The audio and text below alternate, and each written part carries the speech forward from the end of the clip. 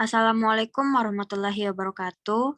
Yang terhormat Ibu Dr. Novia Juwita M.Hum selaku dosen pengampu mata kuliah analisis wacana. Baiklah, di sini kami kelompok akan mempresentasikan hasil diskusi kami.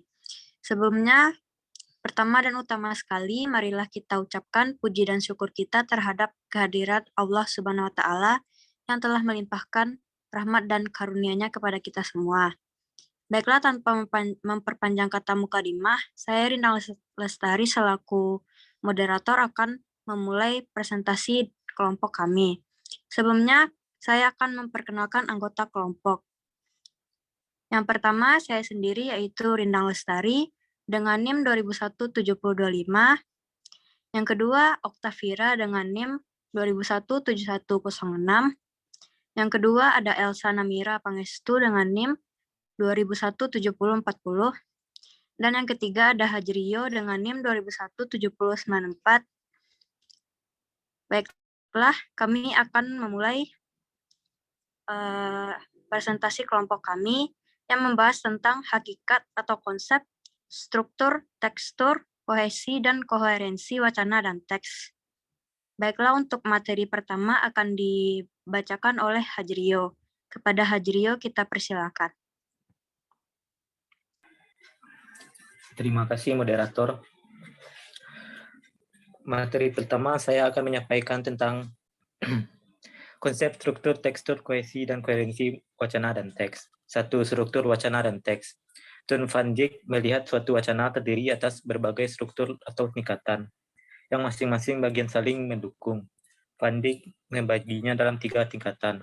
Struktur makro. Ini merupakan makna global atau umum dari suatu teks yang dapat diamati dengan melihat topik atau tema yang dikedepankan dalam suatu berita. Superstruktur adalah kerangka suatu teks. Bagaimana bagian-bagian teks tersusun ke dalam berita secara utuh.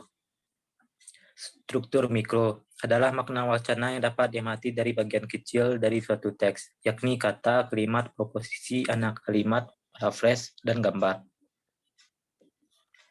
2. Tekstur wacana dan teks.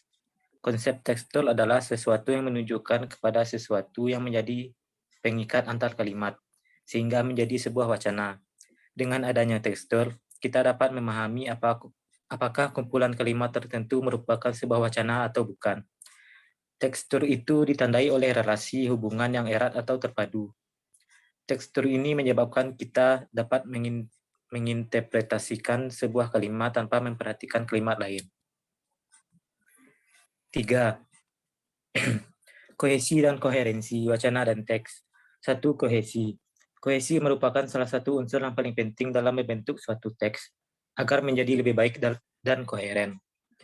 Kohesi atau kepaduan yang mutlak diperlukan agar teks yang disajikan memiliki hubungan yang saling berkaitan secara sistematis. Dalam hal ini, kohesi meliputi aspek gramatikal atau segi bentuk dan aspek leksikal atau segi makna. Kohesi diperlukan untuk membuat konsep dari suatu teks agar bagian-bagian di dalam sebuah teks tersebut saling beruntun. Koherensi. Koherensi merupakan hubungan sistematis antar kalimat atau antar bagian wacana, yakni hubungan yang serasi antara preposisi satu dengan preposisi yang lain, atau antara makna satu dengan makna yang lain.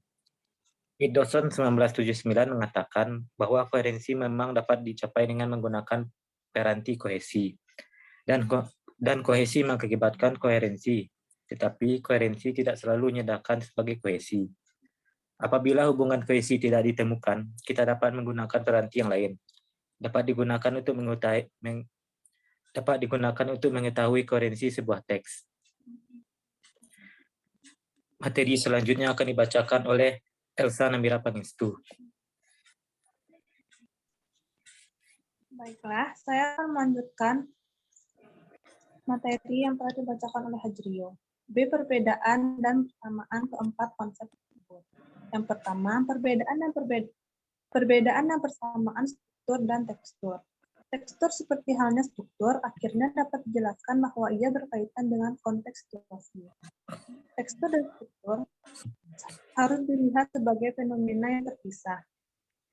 Untuk menyatakan bahwa suatu bacaan memiliki tekstur tidak perlu membuat pernyataan tentang keadaan struktural yang pas dari bacaan tersebut. Sifat tekstur berkaitan dengan pemahaman pendengaran tentang pertalian makna atau koherensi.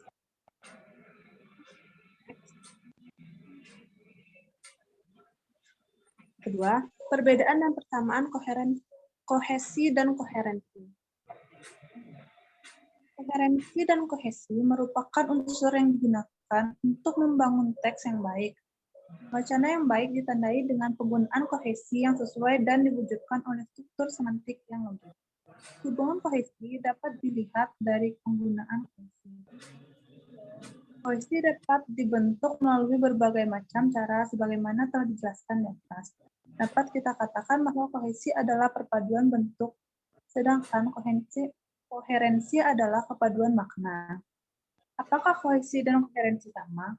Kohesi diartikan sebagai kesatuan bentuk yang secara struktural membentuk ikatan sintaktik dalam wacana, sedangkan koherensi adalah pertalian makna atau pertalian isi kalimat.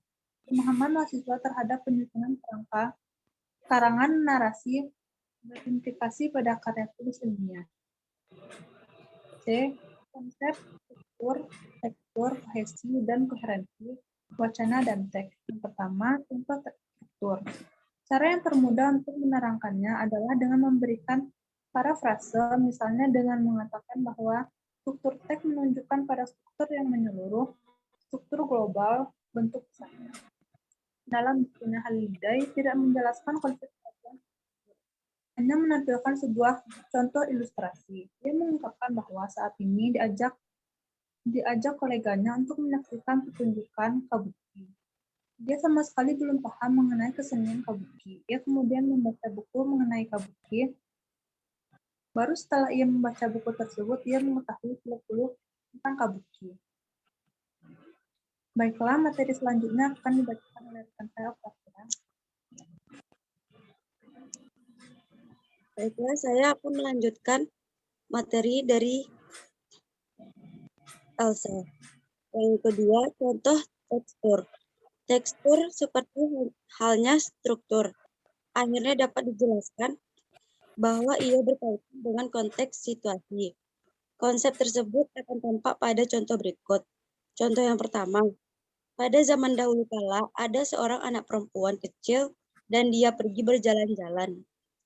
Dan dia melihat sebuah boneka yang mungil dan kemudian dia membawanya pulang. Dan sesampainya di rumah, dia mencucinya. Contoh kedua, dia berdiri di punggung kerbau itu. Saya telah memesan tempat. Saya telah menyimpannya di dalam almari. Saya belum memakannya. Yang ketiga, contoh kohesi. Yang pertama, Bu Farida mengajar pelajaran sosiologi. Pelajaran tersebut diajar oleh Bu Farida karena dikuasainya sehingga mampu diajarkan dengan baik selama pelajaran. Yang kedua, banyak siswa yang ramai ketika pelajaran berlangsung. Hal tersebut mengganggu dalam berjalannya kegiatan belajar siswa itu. Yang ketiga, banyak siswa yang tidak mengerjakan PR. Hal itu menyebabkan proses pembelajaran terhambat karena banyak ketertinggalan dalam mengerjakan tugas tersebut. Yang keempat, tentu koherensi. Yang pertama, bekerja keraslah. Kamu bisa meraih cita-cita kesuksesanmu dalam waktu yang akan datang. Yang kedua, rumah tersebut memang terlihat kuno, namun indah.